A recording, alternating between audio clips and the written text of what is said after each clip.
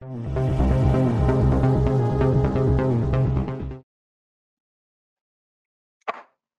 time I'll call the meeting of February 11th, 2021 to order. This is for the Dickinson County Commission regular meeting. Would you please stand and join in the flag salute? I pledge allegiance to the flag of the United States of America and to the republic for which it stands, one nation, under God, indivisible, with liberty and justice for all.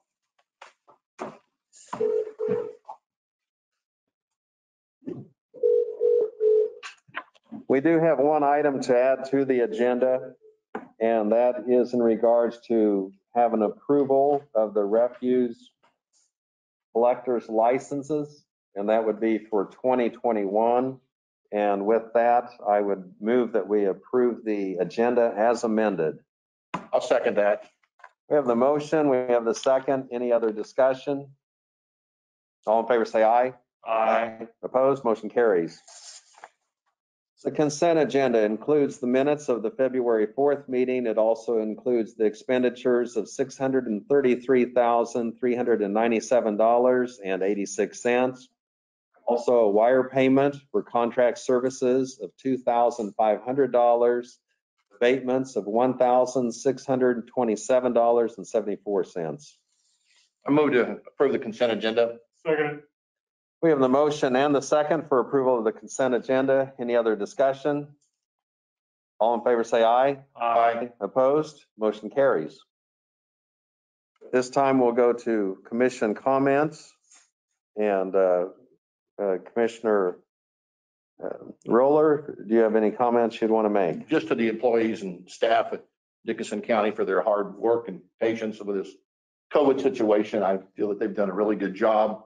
We've got cold winter months coming on. Everybody's holding together well. And again, I definitely appreciate their hard efforts and work that they put into this county.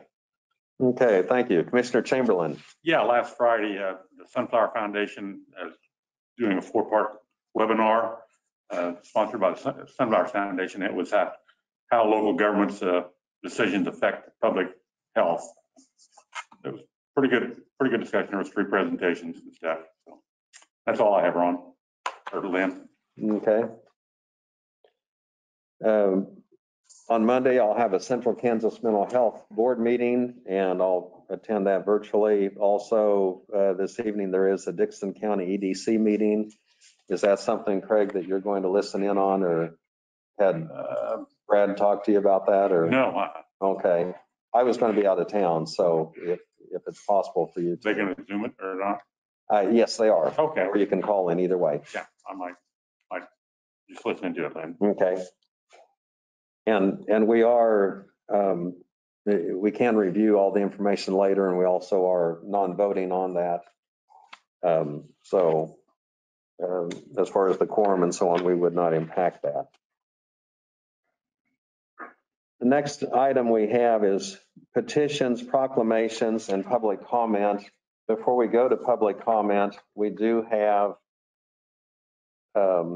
2 proclamations, and we have one that is, and I believe this would be from DVAC. And do we have a representative from DVAC that's with us today on the screen? Yes, my name's Tanya. We can barely hear you. Okay. Can you hear me okay? Oh, yeah, it's better. Yes. Okay. Again, my name's Tanya. I'm from DVAC, the Domestic Violence Association of Central Kansas. I'm based out of our Concordia office. Our main office is located in Salina. From both offices, we cover 10 counties total. Our proclamation today is in regards to February's Teen Dating Violence Awareness Month. Whereas 1 in 3 adolescents in the United States is the victim of physical, emotional, or verbal abuse from a dating partner, a figure that far exceeds victimization rates for other types of violence affecting youth. And whereas females between the ages of 16 to 24 are more vulnerable to intimate partner and sexual violence, experiencing abuse at a rate almost triple the national average. And whereas high school students who experience physical violence in a dating relationship are more likely to use drugs and alcohol, are at a greater risk of suicide, and are much more likely to carry patterns of abuse into future relationships. And whereas young people victimized by a dating partner are more likely to engage in risky sexual behavior and unhealthy dieting behaviors, and the experience may disrupt normal development of self-esteem and body image. And whereas nearly half of teens who experience dating violence report that incidents of abuse took place in a school building or on school grounds. And whereas only 33% of teens who are in an abusive relationship ever tell anyone about the abuse. And 81% of parents surveyed either believe teen dating violence is not an issue or admit they do not know if it is one. And whereas by providing young people, parents, and professionals with education about healthy relationships, warning signs of abuse, and relationship skills, and by changing attitudes that support violence, we recognize that dating violence can be prevented. And whereas the Domestic Violence Association of Central Kansas needs all of Dickinson County to work toward ending teen dating violence by empowering young people to develop healthier relationships, assisting victims in accessing the information and supportive services they need, creating better and more resources for young people in need, instituting effective intervention and prevention policies in schools, and engaging in discussion with family members and peers to promote awareness and prevention of the quiet epidemic of teen dating violence. Now, therefore, DVAC is asking the Dickinson County Board of Commissioners to hereby declare February as Teen Dating Violence Awareness Month. I'm open to questions about violence in general or about DVAC and the services that we provide. I think at this time, we'll just go ahead and address that of the proclamation, but I will ask for a few more comments after that. Okay. So we do have this motion that I signed this on behalf of the commission. Is there a motion to do so? I'll make that motion. Second. We have the motion and the second to adopt this as Teen Dating Violence Awareness Month for February 2021. And this is brought to us from the DVAC.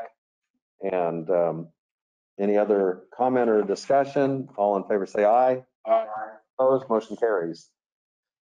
We certainly appreciate all the work that you do and the assistance that you offer throughout North Central Kansas, but also the fact that you help here in Dickinson County.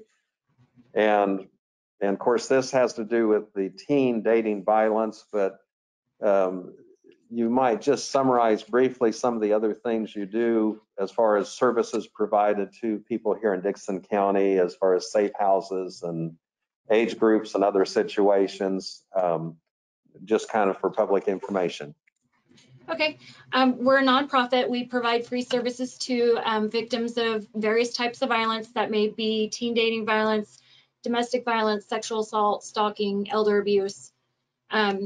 All of our services are confidential to those that we provide services to. We provide outreach services to Dickinson County, so we're able to meet with potential clients in a safe place within their county if they're not able to access our Salina office location. As far as who we serve, anybody who's been a victim, whether it be primary or secondary victims, women, men, and children. Anyone who is 16 years and older, we can provide services without parent consent. Some of our services, we offer individual counseling, safety planning. We do have a safe shelter located in Salina at an undisclosed location.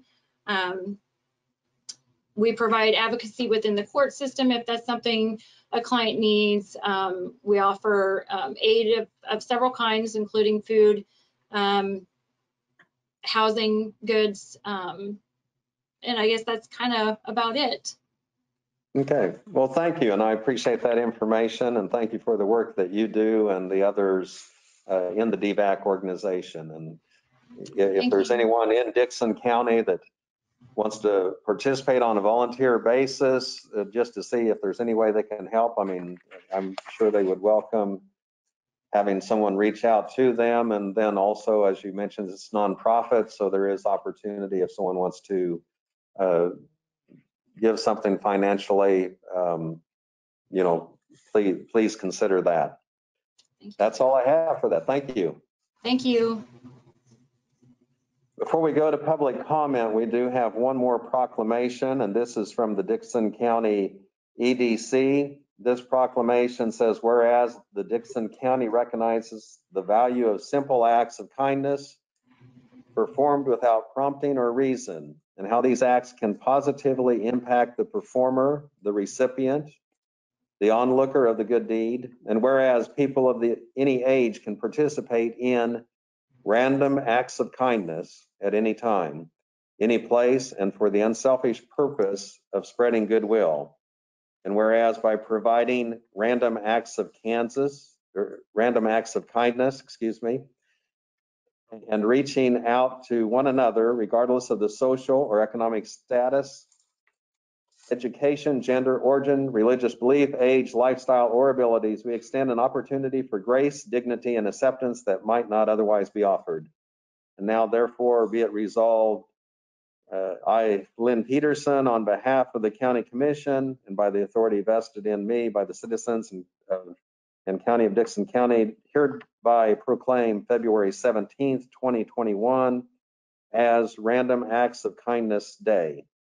In the County of Dickinson, Kansas, we ask our residents of our county and community to join with me to recognize and perform random acts of kindness. Is there a motion to adopt that resolution? I'll make that motion. Is there a second? I'll give the second. Any other discussion? All in favor say aye. Aye. Opposed? Motion carries. At this time now, we're going to go to the portion as far as public comments. And on that, there would be a limit of 5 minutes. And we ask and remind people again that we're here to discuss issues and not that of a personal type attack, but also I think it's helpful information as far as a community dialogue. And we appreciate the interest that all of you have. On the public comments, typically what you do is you'll just need to queue in and put your name that you would like to make a comment. When you do that, we would ask that you not only give your name, but go ahead and have your address. And then that way, if we don't quite hear it, it's on the screen and our clerk can go ahead and record that as she always does on any comments that anyone would want to make.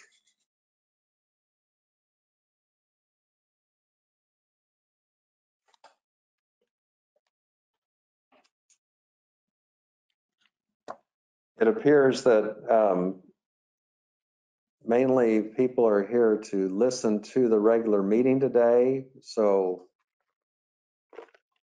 I'll hesitate just a little bit because I don't want anyone to be left out if they did want to make a public comment.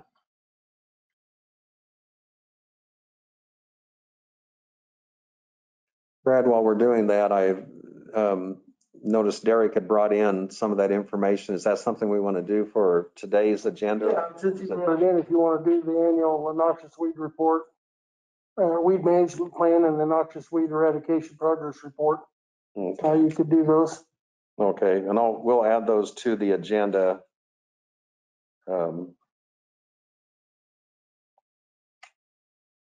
I don't need a motion to approve the amend the amended agenda, I guess, and we'll add those 2 items. If someone would want to make I'll that. make that motion to amend. Okay. Second. We have the motion and the second that we add those to our agenda. And as I mentioned, I mean, this is more for the public comment. So if there was someone that, okay, We do have someone that said they would like to ask a question. So this time I'd recognize Gina Dalton, and please give your name and address. And we'll have the public comment or question that you might have. Gina Dalton, 418 Northwest 5th. I'll go back in and type that in too for Barb. I think we've My got that. question, Thank you. do what? Yes, I think we have your address, so, but thank you. But yes, go Okay. ahead, please.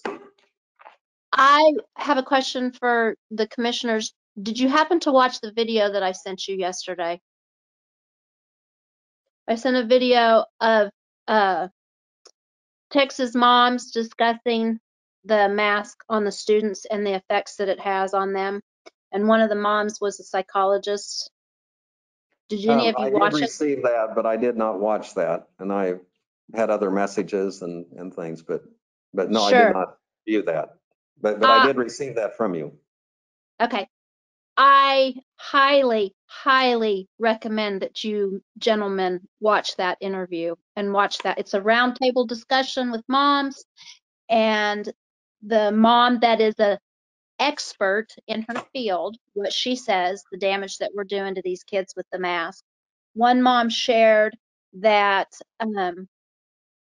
her younger daughter was walking down the hallway and saw her older sibling, and her first instinct was to run to her and give her a hug. But then she stopped because she thought, am I going to get in trouble for that? And this is the kind of psychological damage that I'm talking about with the mask. not only the physical damage that we're doing to them. I've talked to one mother that her daughter has been in detention 10 times. This is in Abilene. 10 times she's been in detention. I said, for what? She says, mask violations. I'm like, she says, she comes home and she's all upset and she's nervous and anxious and scared to tell her parents that she got in trouble. And they said, you will never be in trouble. She says, Mom, I can't help it. The mask, when I yawn, it falls down. I've counted Brad touching his masks 10 times so far this morning. So, oh, sorry, Brad, it made you do it again. So that damage, and then she said at one given time they had 40 students in detention. I said, how is that possible?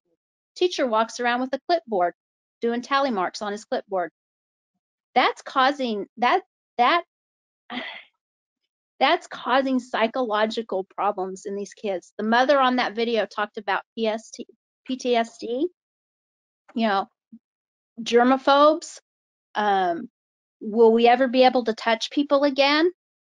Those are human, physical, real things that we're destroying in these kids. So my only question was, I want you to watch that video, sincerely watch it and listen to it, and then respond back to me. I 100%, my goal is to remove those masks from kids in school. That's all I ask. The vitamins, I was handing out the vitamins at my office, and this woman comes into the office, and I had my head down, and she said hello to Heidi. And I looked up at her and I said, how many bags would you like? And she said 3. I said, okay. And she said, Gina. And I looked at her and I looked at her again, and I kind of was dazed. It's the woman that works for me at the venue. And I did not even recognize her with that mask on. So just the kids not knowing what people look like, what their teachers look like. You know, teachers, it's a brand new school year. All these kids come in, they all have masks. Nobody knows what anybody looks like. We need to know that.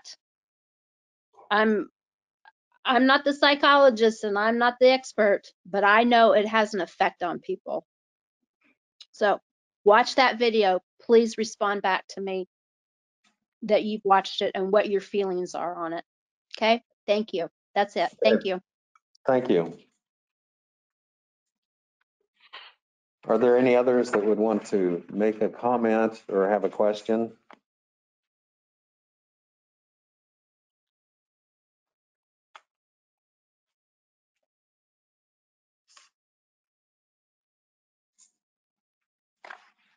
Okay, if there's anything as far as information that someone would want to get out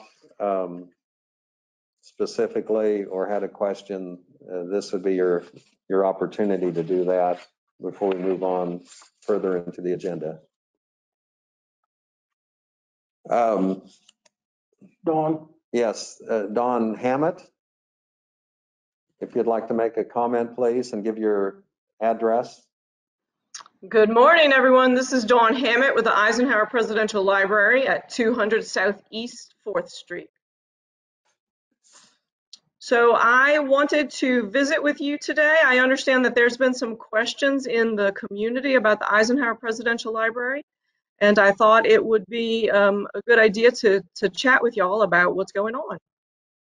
Okay, thank you. Please continue. So the Eisenhower Presidential Library is under the National Archives and Records Administration, and we are currently closed to the public. The staff is in a 100% telework capacity at this moment. None of the presidential libraries that are under the National Archives and Records Administration are open to the public. None are open to the public. As a federal agency, we are mandated by the White House to follow this three-phased approach to normalized operations. And the National Archives has identified two COVID-related data points that we must meet, that the community must meet first. Those two data points are new cases must be under 200, the number of new cases under 200 per 100,000 residents within the past 14 days, and the positivity rate has to be under 10% in the past 14 days. Once those two things are met, once those two data points are met, the Archivist of the United States then determines and decides whether each individual site can enter phase one. In phase one, we have certain duties that we need to perform and certain number of staff that are allowed on site in the buildings. Once these specific duties are done and the data points remain the same, the Archivist of the United States will then approve each site moving into phase two and also phase three. It is within phase three that each site has to provide to the Archivist of the United States a plan of how to allow the public onto the site, into the buildings in a safe manner. That plan, of course, has to include social distancing plans for each floor plan within our sites, and some data on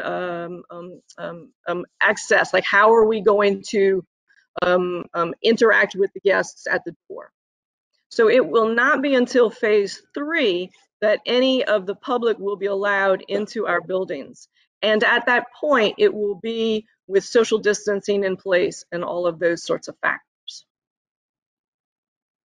Now, I'm sure you're wondering where we are in our data points. So let me open that up. The data that we get is through the CDC, and it's a little bit lagged from what I have available to me. So the data that I have is dated February 3rd, and we have 732 new cases per 100,000 in the last 14 days, and a positivity rate of 17.74%. Both of those numbers have been trending down for about 3 weeks, maybe 4 weeks, actually.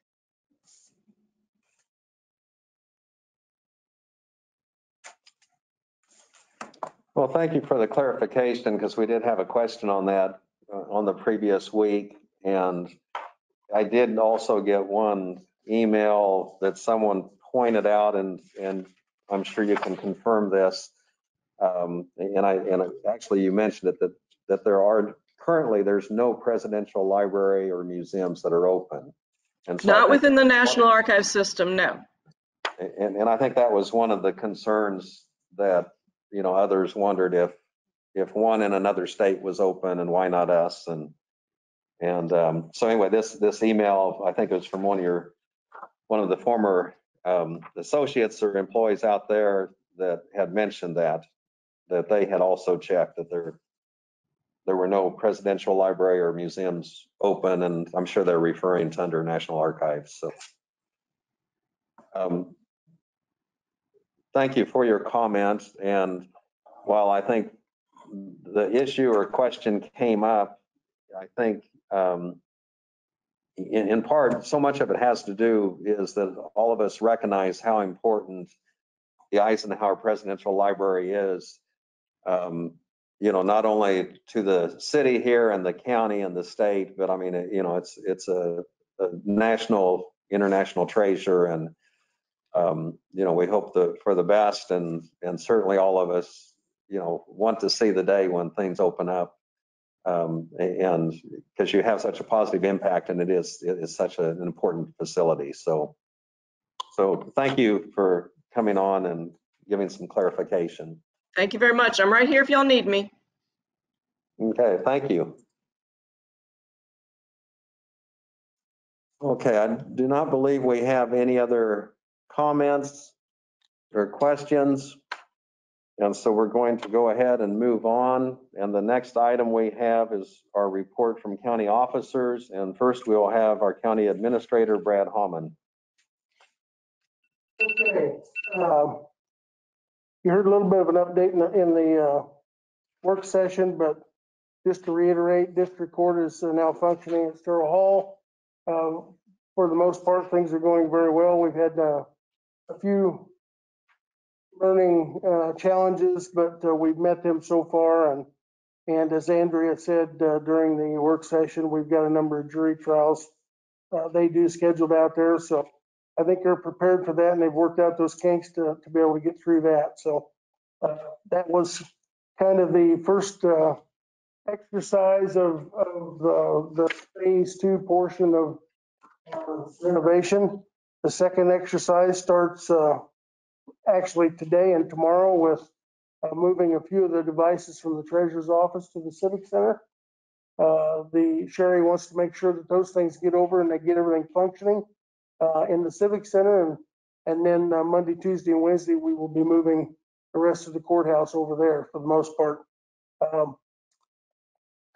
Things went very well out at Sterling Hall as far as we were very concerned because we have to move phones, we have to move computers and data and maintain the security and everything. And that's going very well. If it goes as smooth as it did at Sterling Hall with the civic center, I think we'll, other than the magnitude of things we have to move, I think it'll go very well. So we've prepared as much as we can at this point. We've got some very qualified experts in the field to within our ranks to make that happen. We have a moving company that's going to be there. So if you're lucky, by next Thursday, we'll be open back up and functioning at the Civic Center. Question for you, Brad. Which will be the entrance to come into the Civic Center? North doors.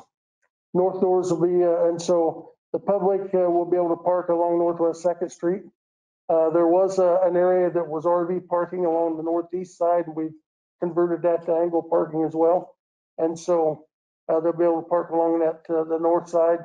What we've noticed in the last week or so with district court moving out is that really subdued the traffic in and out of the courthouse. And so when you take about half of that busy traffic component out, we see a lot fewer cars coming and going. And so I think by the time we'll split that pie again with the moving the treasurer and the clerk, register of deeds, and the jail will still remain there. So I think the north side of the civic center there will be able to handle majority of that public traffic, and then the employees can park on the east or west side in those parking lots. So at least that's our goal, and we hope that that'll work out. So nobody really have a long ways to walk. So we've been working the last week or so on with the sheriff's department and the architects and the contractors to start looking at the purchases of our furnitures, fixtures, and equipment for phase 1. We've got that list that we had, and we're going through that. And what I mean by FF&E, that is the things like trays, silverware, jumpsuits, sandals,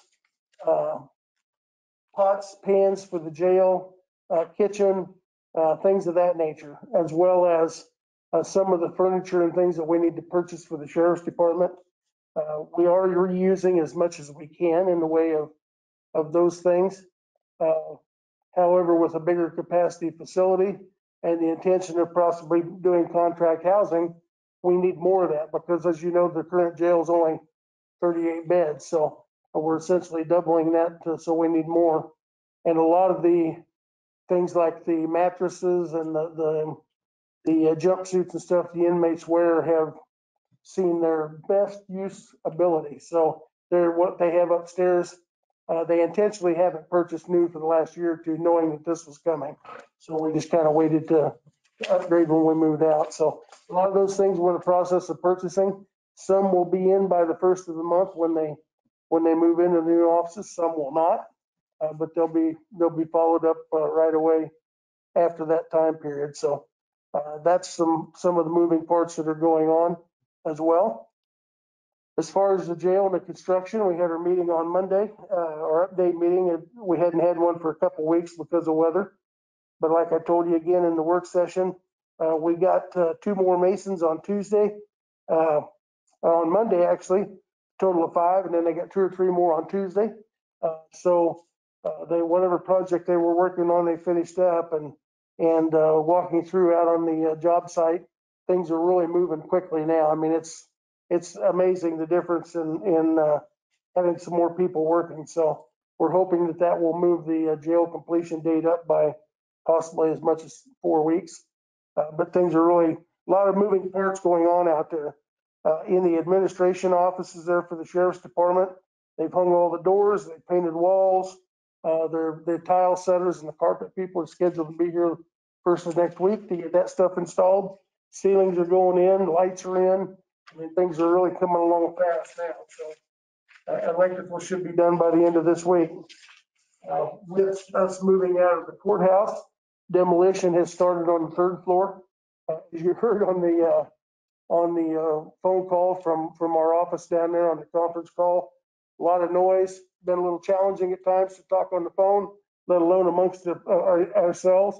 But that's the price of progress, and we know it's short-lived. So as soon as we vacate the rest of the courthouse starting next week, they'll have crews. They've literally got them in there ready to come in right behind us and get started on the demo work, removing tile, removing some of those asbestos type things that have to be moved first, and then going in and doing the work that they need to do. So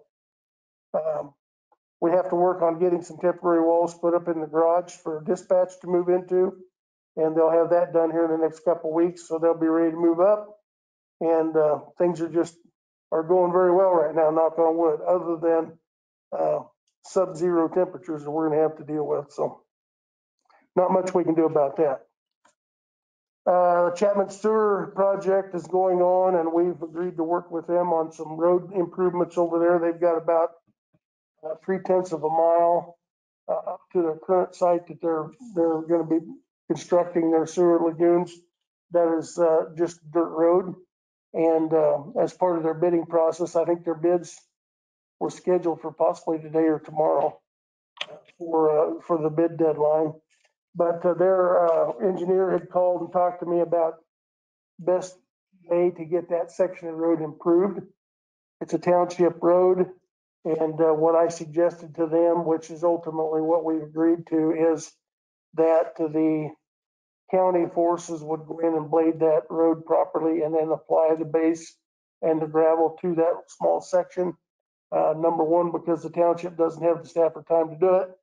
And number 2, so that it was done to county standards as we know them.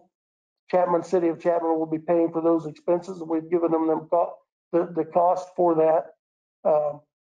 And it'll be included in their project for with the contractor's cost. So, but that way we don't have the township, potentially arguing with the contractor arguing with the township. Was it done well enough? Was it done good enough? We'll just go in and do it. And that way we know that it's done correctly. Kind of takes a little bit of the burden off the township and the contractor. And then when this is all said and done, and the township needs to be able to maintain that road, it'll be a road that's easily maintained. So that's what we've agreed to. Martin assures me it won't take very long to do that. And we got all the numbers to them. So if the township happens to contact one of you, you know what that's about. This is off Trail Road off Old 40. Yes, I know it's 3/10, and it's just a little bit of the east-west road, and then just up, I think, trail, just a short section. Well, it'd be about a half a mile. You know, the part that's not gravel now. Where there's a house up there now. Yeah, so it's just the part that's not gravel. Okay, I yeah. know Martin said it was Yeah, 310, so. be the north, whatever that'd be, 400 Avenue or whatever. Right. But okay, it's not the whole road then. Right, yeah, the rest of it's already gravel, so. Let's see, then provided you in your packet a list of what our costs were for the COVID administrative leave for the 2020 calendar year, which is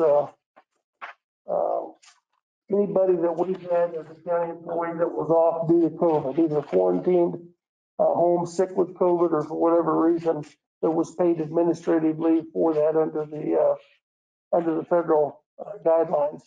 And you can see as each department, it kind of varies. Obviously, the bigger the department, the more the cost was. Some departments didn't have many effects at all. But the bottom line is the total cost for COVID leave to our county staff was $123,849. So it was rather substantial. With that said, I'll tell you that the CARES money paid for that. So it didn't come out of our county budget. So that's another one of those expenses that we were able to attribute to the spark money that we were given from the federal government. So, but it was pretty substantial. So that's minimized tremendously at this point. We still have a few once in a while that are off, either with symptoms, or they've got more popular probably is the fact they have a spouse or a child that is either sick or at home with being quarantined, and the child needs to be a parent with them of that age. So, but for the most part, we're hopefully getting that behind us with those numbers that are declining. So I think that's all I've got until we get into the refuse collectors and those things. So. Okay, our county counselor, Doug Thompson. I have nothing. Thank you. At this time, we'll go to citizen communications and have a few things to go over here. We have our newspaper that we have, county news that we receive. Also KDHE, the Kansas Department of Health and Environment. Whenever there is a permit that is issued or renewed, we receive notice of that. And we also receive the information as far as other permits actually throughout the whole state of Kansas. The specific one here we have is Kevin Morgan, and this is renewal for an existing facility with a maximum capacity of 950 head or animal units, cattle more than 700 pounds. And that's for 877 Quail Road, Hope, Kansas. We also have a notice and that's part of this, actually, the water pollution control permit. We also had a letter from Kelly Law Office, and that was actually directed to Leah Hearn, but it was just kind of a solicitation or offering the service that if we need any help with tax sales, that is something that they do offer assistance. And so we had that. Earlier today, we had our department head meeting, and I won't cover that entire part. I know some of you were listening in. John Holgren, I will mention, and said that, tomorrow on Friday at 3 p.m. is when you need to call in or try to access by computer. And so some of the vaccines that would be available, that would be your opportunity to try to schedule that. Having said that, there's a limited supply of what they receive. And so usually the appointments get filled up just within minutes, and then the distribution takes place the next week. So that would be your opportunity to do that. And he also mentioned that Auburn Pharmacy and Dillon's and Walmart, what's happening is they're reaching out to those places that have pharmacies and going to provide some vaccines through them in the near future. And so you would want to check with them And there's also distribution down there in Harrington that's taking place. We also received a number of emails and printed off a stack here. There's some 65, 66 emails. Some of them are from individuals. Some of them are, they mention we, or they put both names on there, so they're from a household. The ones we happen to receive this time literally are all in favor of the guideline to keep it in place. Now, there was one from Pastor Gordon McClure, and his only has to do with the fact that that the occupancy guideline being changed for churches, and so anyway, that was appreciated by him and the members of that church. And so I think that's probably all we have. Oh, I will mention, I did get a call from Kristen Little, and she's with Senator Moran's office.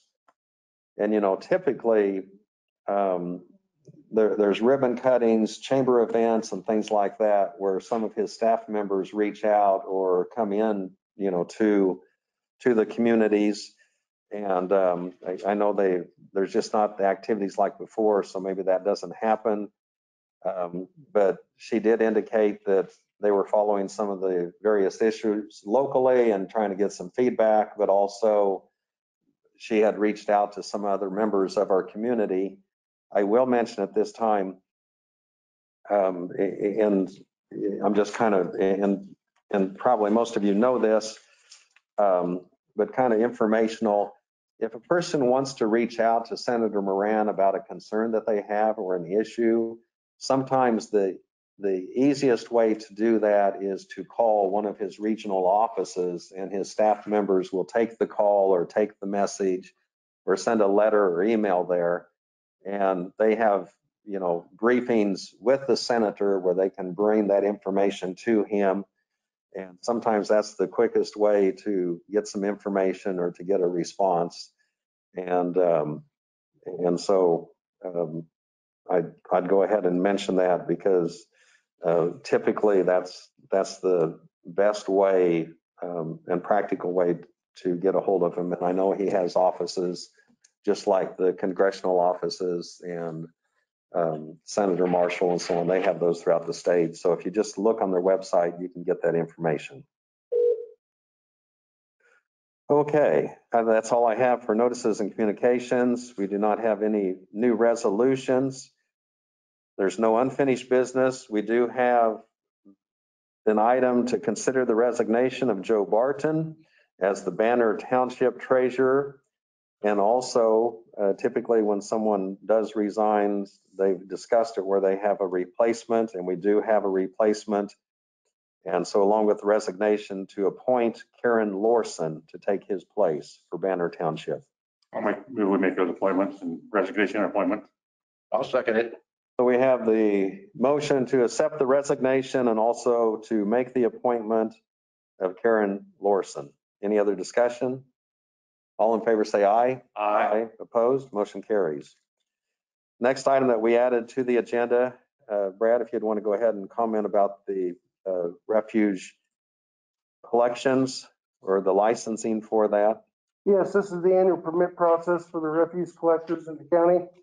We have 3, 4, 5, 6, 7, 8 of those that have applied and have requested permits, and those would include the City of Enterprise, Howie's Trash Service in Manhattan, Salina Waste System Salina, Waste Management Junction City, Salina Iron Metal Salina, M&K Trash Service of Lost Springs, Superior Sanitation in Abilene, and Blix Containers in Chapman. So Derek has provided me those, and they can be approved. All we do need is your approval, your motion, and to approve those. I'll make a motion to approve the license for the refuse collectors.